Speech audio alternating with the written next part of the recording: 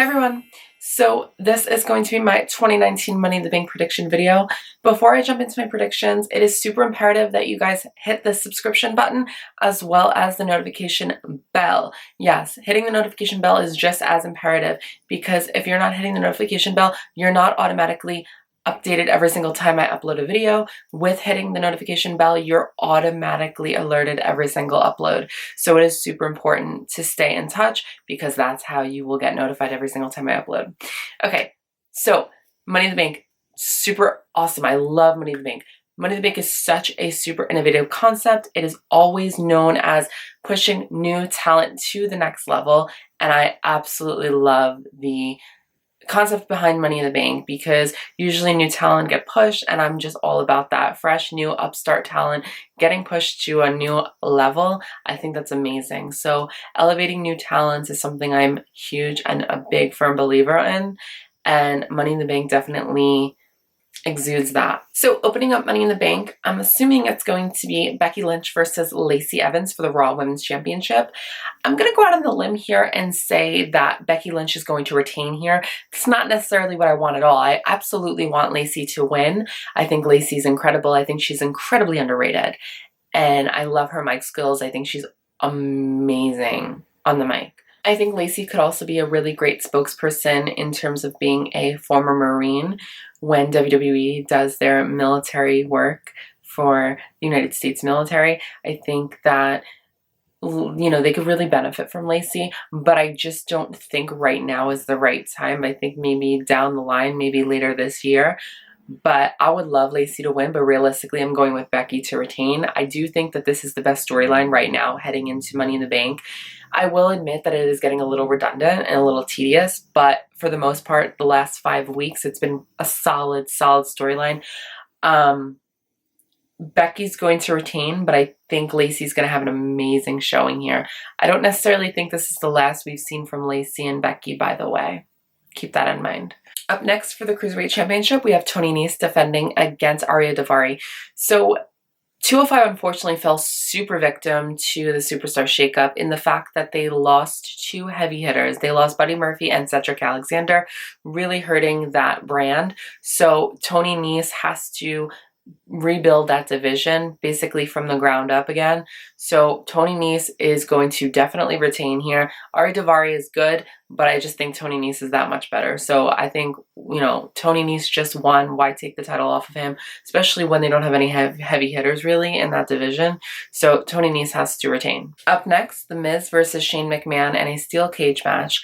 So I want to quickly just buzz right through this because I'm so over this feud. I think it's so tedious and it's beaten to death, honestly.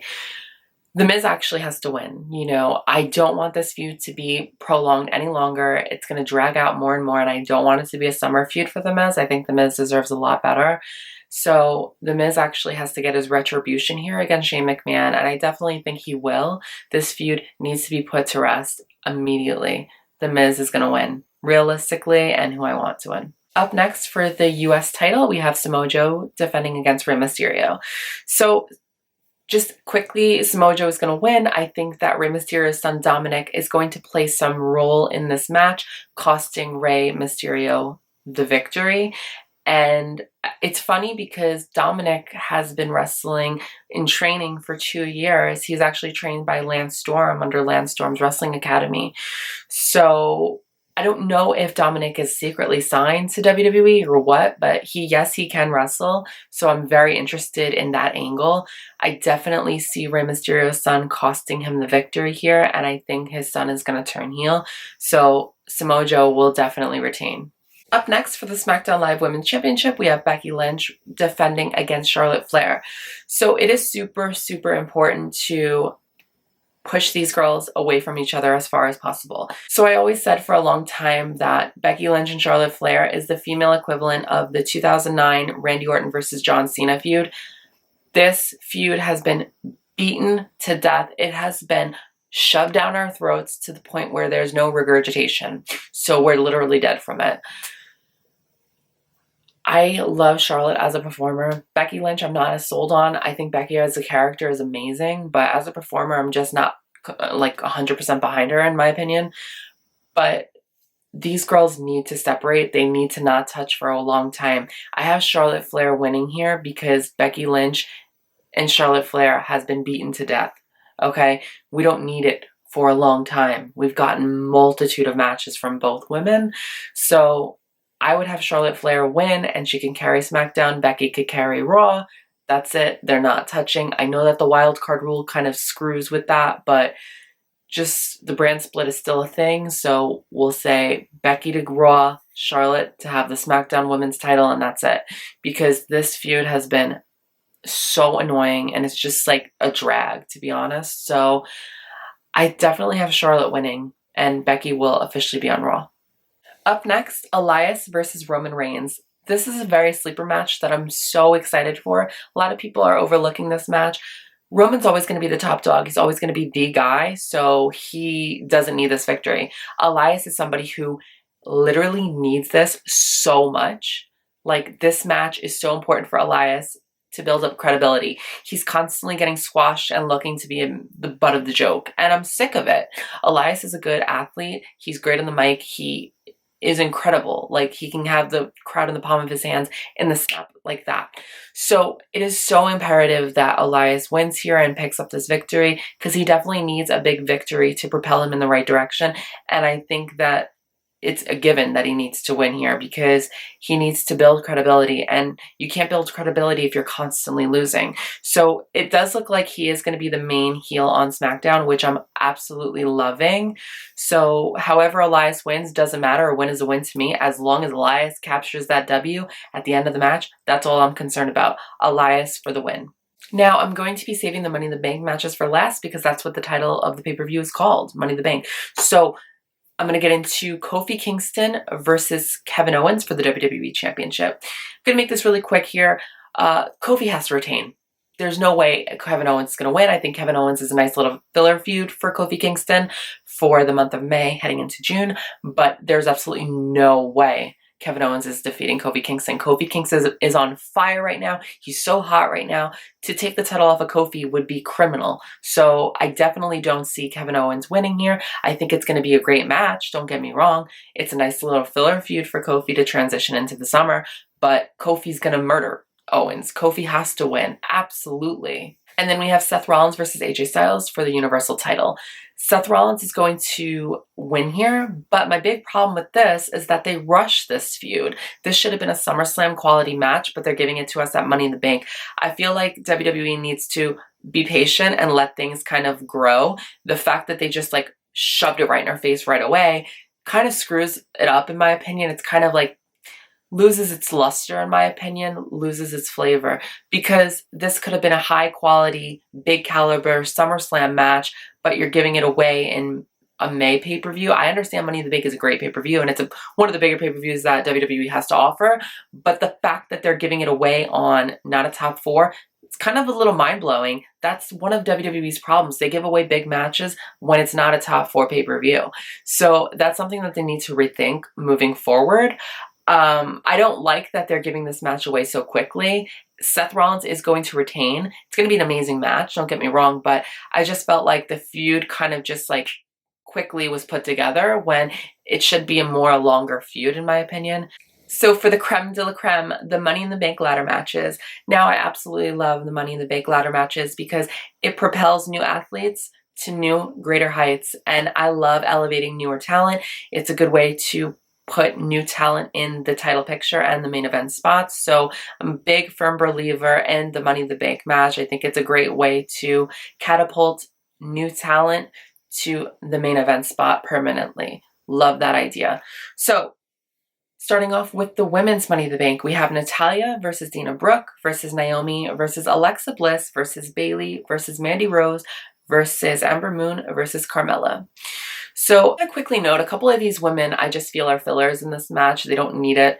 Ruby Riott should be in this fucking match. It's absolutely criminal that Ruby Riott has been left out yet again and again and again and again and again and again. I understand Sasha's frustrated, but if anybody should be frustrated, it's Ruby Riott. Ruby Riott, if I were you, sweetheart, I would request your release, honey, because they are not treating you right at all. You are a decorated 10-year veteran. The fact that she's not even gifted an opportunity to be in the Women's Money in the Bank ladder match is bullshit. You have someone like Dana Brooke who, while I understand she's never gotten an opportunity, she's not of the caliber as Ruby Riott. So the fact that there's people in this match that don't need it, like Carmella, Alexa Bliss, Natalya, they're always going to be top women, but they don't need to be there. You know, they've already had their opportunities. Now, you might look at me and say, well, Naomi and Bayley have been former champions as well. Yes. However, Naomi and Bayley are in a different necessary category, I would say, because they have been so criminally underutilized for the past 2 years that I would say that they definitely need a revitalization of their characters, and a big win right here could possibly do that for them. So I'm going to give them a pass. I think Naomi and Bayley could win as a face, but I think the dark horse and my pick to win the 2019 Women's Money in the Bank has to go to Mandy Rose.